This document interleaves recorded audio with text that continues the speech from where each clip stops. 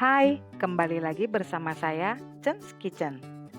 Kali ini saya akan membuat roti yang lagi hits di media sosial. Bagi kamu yang tidak suka keju, ini bisa menjadi salah satu pilihan. Perpaduan dari ikan tuna yang bergizi, bawang putih, butter, susu, wortel, dan seledri. Diracik dengan cinta untuk hidangan istimewa. Roti yang crunchy berpadu dengan lembutnya tuna yang creamy.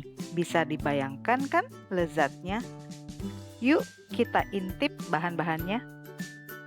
Ada terigu, susu bubuk, gula pasir, air, telur, tepung tapioka, ragi instan, butter, dan garam. Terigunya pakai yang protein tinggi ya. Siapkan wadah, masukkan 250 gram terigu, 10 gram tepung tapioka, 27 gram susu bubuk, 50 gram gula, 1 sendok teh ragi instan. Kemudian semua bahan kering diaduk rata.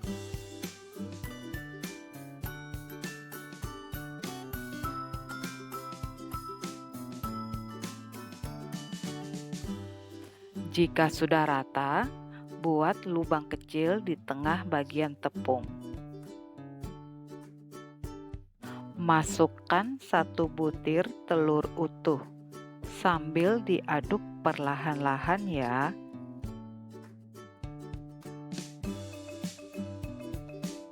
Diaduk perlahan-lahan sampai adonan terasa berat. Jika sudah terasa berat seperti ini, kita akan mulai memasukkan air sedikit demi sedikit, sambil terus diaduk perlahan-lahan. Jadi, jangan terlalu cepat menambahkan air. Ingat ya, tambahkan air sedikit demi sedikit. Disesuaikan dengan kelembaban tepung.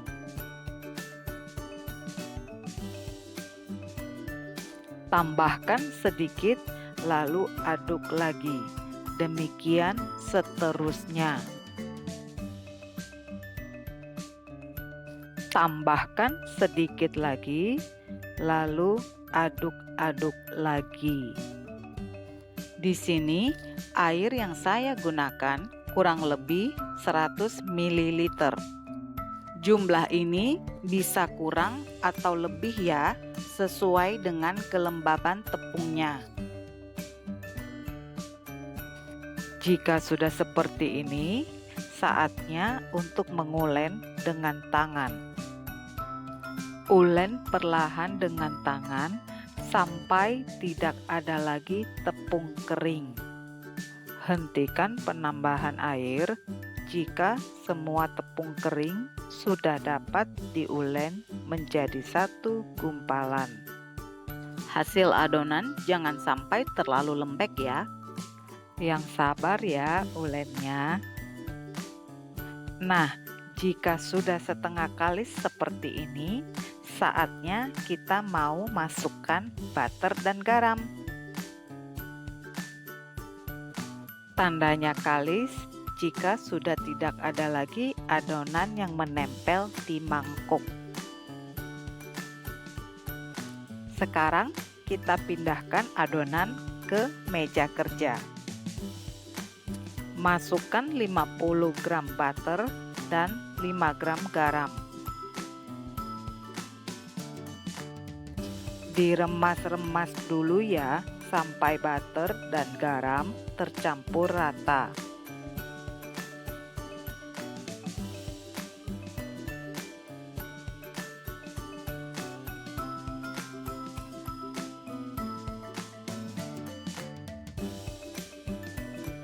Harap bersabar ya, karena pada tahap ini adonan masih sangat lengket. Ulen terus sampai adonan kalis.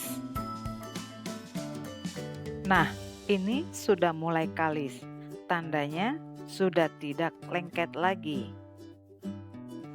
Tunggu dulu, proses kita masih belum selesai. Tapi kita masih harus terus ulen sampai kalis dan elastis. So, para mami harus siap-siap tenaga ya. Nah, ini sudah bisa dilihat perbedaan adonan yang mulai kalis, di mana adonan sudah sangat lentur. Ayo Mam, kamu pasti bisa, sedikit lagi kok. Nih, lihat ya perbedaannya antara adonan yang sudah mulai kalis, lentur seperti ini. Sedangkan yang sebelahnya masih belum kalis, ditarik langsung putus. Ayo Mam, kita lanjut lagi sampai kalis elastis. Tuh, perhatikan, sudah mulai sangat lentur. Sedikit lagi kita akan mencapai tahap kalis elastis. Nah, ini tandanya sudah tidak menempel di tangan. Ini loh Mam, yang dimaksud dengan kalis elastis. Ketika adonan dibentangkan dan ditarik tipis seperti ini, tidak mudah robek. Ini disebut window pane atau kalis elastis. Jika sudah elastis, bulatkan adonan dengan cara ambil dengan telapak tangan, putar masuk ke dalam, lalu dibalikkan, bulatkan. Untuk kemudian kita istirahatkan. Lihat ya Mam, permukaannya halus dan licin. Lalu kita proofing dan tutup dengan plastik wrap. Setelah mengembang, saatnya kita buka plastik wrap-nya. Tandanya adonan yang sudah cukup waktu proofing, saat kita tusuk seperti ini, adonan tidak langsung kempes.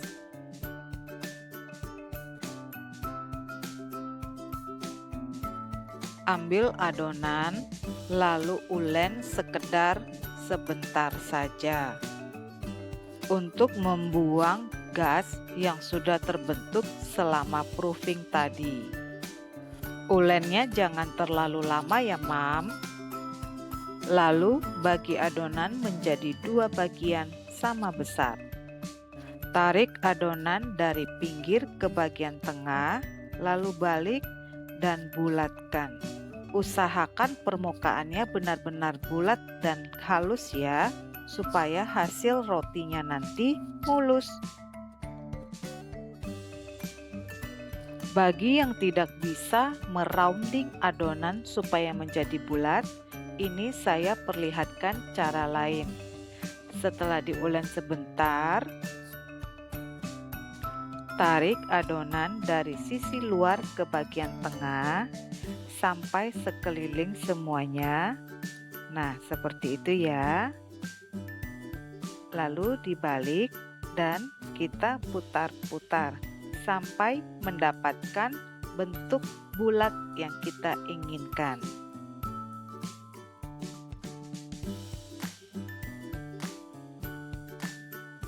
Setelah selesai dibentuk, letakkan adonan di loyang yang sudah diberi alas baking paper. Bagi yang tidak punya baking paper, loyang bisa dioles dengan margarin. Perhatikan ya, ini bukan hanya sekedar dibulat-bulatkan, tetapi sambil dipadatkan ditarik atas ke bawah, sampai mendapatkan permukaan yang halus dan mulus. Sebentar lagi saya akan memperlihatkan cara rounding adonan supaya bulat. Ini dalam video lambatnya ya. Nah, perhatikan. Jadi yang bergerak itu adalah adonannya, sementara tangan kita sebagai cetakannya atau tempat adonan untuk memutar. Jadi tangan kita itu tidak bergerak ya, yang bergerak itu adonannya. Perhatikan, tangan kita tetap, adonannya yang didorong jalan mengikuti bentuk tangan. Gampang kan? Sering berlatih pasti bisa. Bagi kamu yang menggunakan mesin, tahapan bahan yang dimasukkan sama seperti ulen dengan tangan.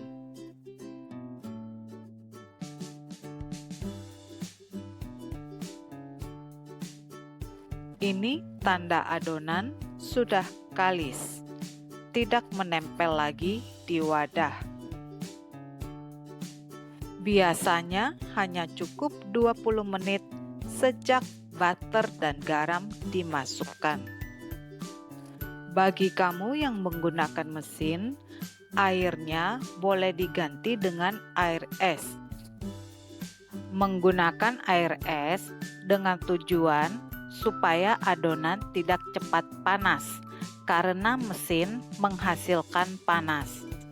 Di sini saya menggunakan mixer generasi terbaru dari Turbo Pro Chef EHM 9588 berkapasitas 5,5 liter dengan daya listrik 900 watt dengan 8 pilihan tingkat kecepatan. Bila adonan telah elastis, pindahkan ke meja kerja yang telah dioles sedikit minyak makan. Sama seperti mengulen dengan tangan, adonan yang diulen dengan mesin harus diulen sebentar lagi dengan tangan. Lalu bulatkan, tarik dari bagian pinggir ke tengah, dibalik, lalu kita putar sambil dipadatkan. Atas ke bawah, terus diputar dan dibulatkan sampai mendapatkan permukaan yang halus.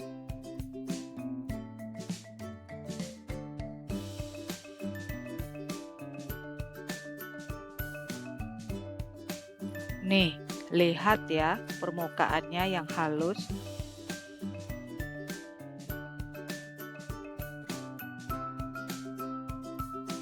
Kemudian kita proofing kurang lebih 1 jam di suhu ruang.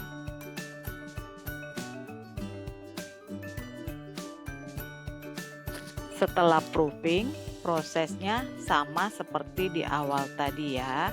Kita tusuk bagian tengah, tandanya adonan sudah cukup proofing, dia tidak kempes kembali. Ulen lagi sebentar untuk membuang gas yang sudah terbentuk selama proofing tadi.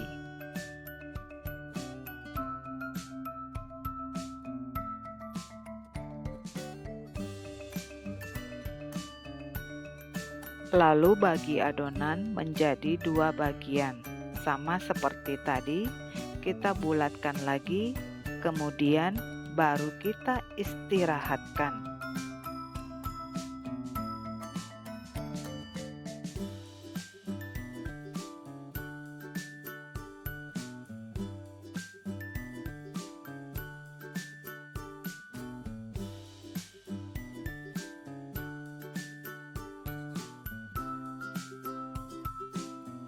Tata di loyang, tutup dan istirahatkan sampai mengembang. Setelah mengembang, biarkan di udara terbuka selama 15 menit supaya pori-pori kembali rapat. Setelah itu, barulah kita beri bahan olesan. Bahan olesannya 1 butir kuning telur, 1 sendok makan minyak sayur, 2 sendok makan susu cair. Semuanya diaduk menjadi satu.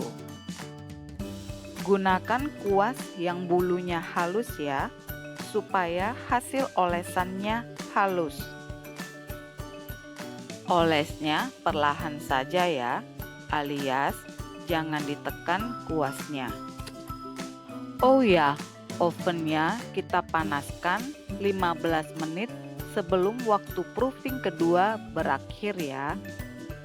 Jadi, waktu total memanaskan oven adalah 30 menit. 15 menit menjelang saat waktu proofing berakhir dan 15 menit saat adonan dibiarkan di udara terbuka. Setelah selesai dioles, kita oven ya dengan menggunakan api bawah saja. Saya menggunakan api bawah saja karena ingin mendapatkan tekstur roti yang crunchy.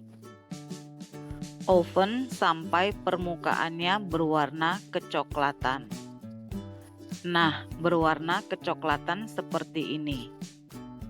Siapkan loyang yang telah diberi alas baking paper supaya isian tidak berserakan saat di oven nanti. Nah, sekarang kita mau membelah rotinya. Belah roti menjadi 5 bagian atau sesuai selera kamu ya. Supaya memudahkan, belahnya boleh sampai terputus kok. Ini saya coba membuat motif garis lurus biasa saja ya. Selanjutnya, saya akan mencoba motif bunga. Lubangi bagian tengah roti dengan cara memutar. Usahakan jangan sampai tembus ke dasar roti ya. Tapi sisakan sedikit di bagian bawah untuk menjadi alas isian nanti. Setelah sekelilingnya sudah terbentuk lingkaran, angkat bagian tengah, potong setengah bagian. Nah, seperti ini ya, ada sisa di bagian dasarnya. Kemudian bersihkan sisa-sisa roti yang masih ada di dasarnya, rapikan sehingga membentuk seperti wadah atau mangkuk. Sekarang cara mengisinya. Potong ujung piping bag, usahakan jangan terlalu kecil ya, karena isian kita cukup kental. Semprotkan ke setiap garis yang telah kita bentuk tadi. Semprot sampai penuh ke atas ya, atau sejajar dengan permukaan roti.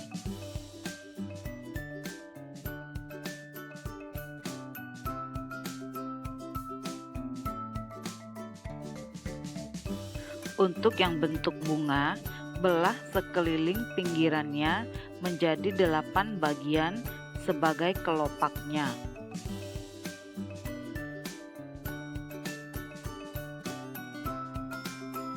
Beri isian di bagian tengah. Isi sampai penuh ya. Wow, kelihatan creamy sekali isiannya. Jadi nggak sabar kepingin cepetan makan. Isi lagi biar banyak. Soalnya saya suka isiannya. Bagian kelopak yang telah kita potong tadi juga tetap diisi ya. Bantu membuka garis potongannya dengan menggunakan jari. Nggak apa-apa kalau sedikit belepotan, karena nanti di tahap akhir akan kita rapikan dengan spatula.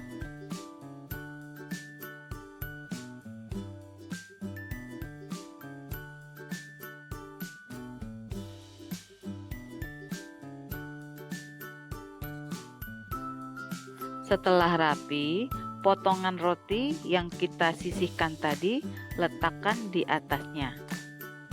Sekarang mari kita siapkan topping siramannya. 60 gram butter leleh, 7 siung bawang putih, 1 batang seledri, 1 batang daun bawang. Untuk seledri, gunakan yang bagian daunnya saja ya. Semuanya dicampur menjadi satu, lalu aduk rata. Dan siram deh ke atas permukaan roti tadi. Belum di oven aja udah kebayang wanginya. Aduh, jadi nggak sabaran saya kepingin ngicip. Kamu yang nonton gimana? Kepingin ngicip juga kan?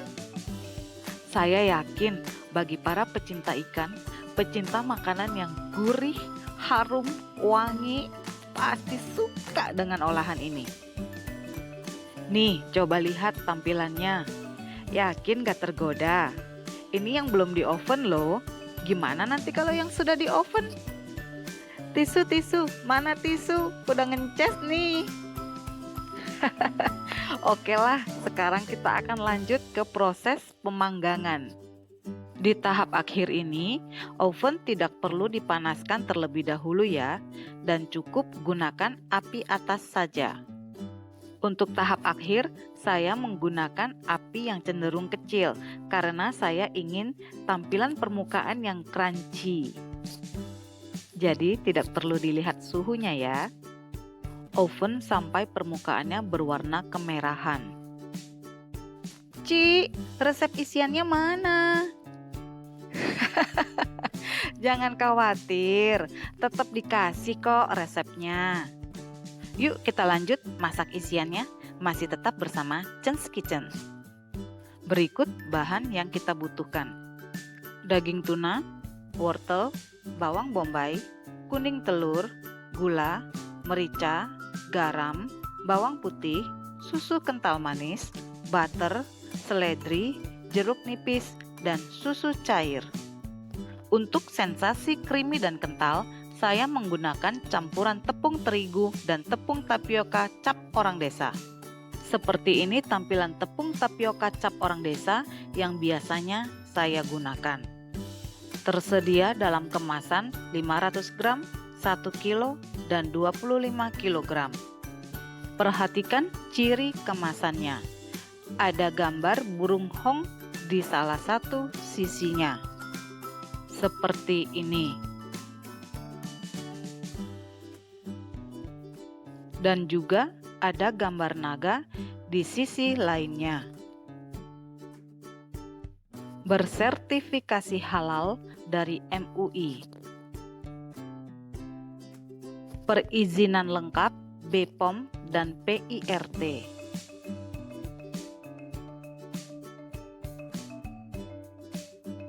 Berstandar nasional Indonesia. Serta memiliki barcode. Di bagian belakang tertera kandungan atau komposisi bahan yang digunakan. Dan tercantum masa kadaluarsa. Jadi, bagi kamu yang mencari produk tepung tapioka yang berkualitas, bersih, dan berizin lengkap, pakailah tepung tapioka nomor 1 cap orang desa. Ingat yang seperti ini ya. Yuk kita lanjut.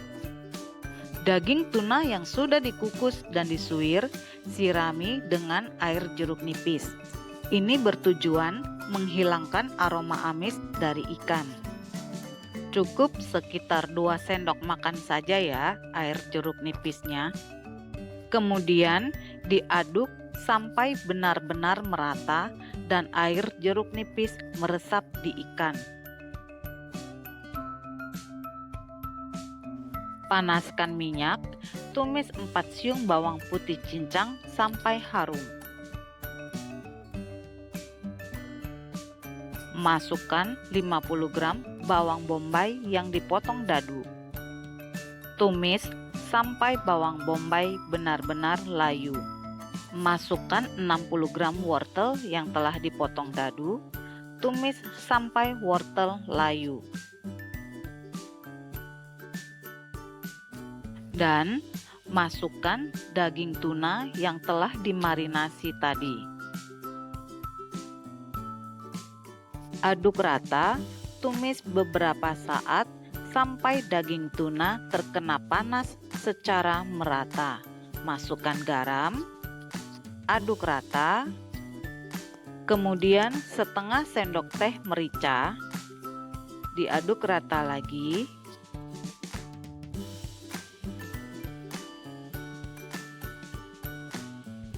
Masukkan campuran terigu dan tepung tapioka cap orang desa. diaduk sampai merata. Setelah tepung rata, masukkan 350 ml susu cair. Pada tahap ini, api dikecilkan sedikit ya, supaya tidak gosong karena masakan kita sudah mulai mengental. Lanjut, masukkan susu kental manis 20 gram atau sekitar 2 sendok makan. Aduk rata. Sebentar lagi kita akan masukkan kuning telur. Tolong diperhatikan. Pada tahap ini, bagi kamu yang belum terbiasa, boleh matikan sebentar api kompor. Baru kemudian dimasukkan kuning telurnya dan langsung diaduk secara cepat sampai benar-benar merata dan tidak terlihat warna dari kuning telur lagi. Kembali nyalakan api. Hal ini supaya kuning telur tidak termasak dan menggumpal karena terkena panas. Ingat ya, apinya cenderung kecil saja. Kemudian kita lanjut masukkan 1 sendok makan butter dan diaduk sampai butter meleleh semuanya dan merata.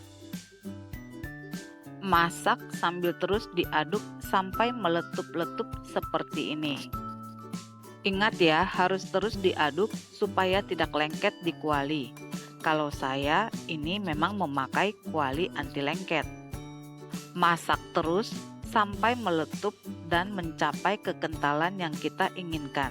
Barulah masukkan 2 batang seledri yang telah diiris. Cukup diaduk-aduk sebentar, lalu matikan api kompor dan dinginkan. So creamy.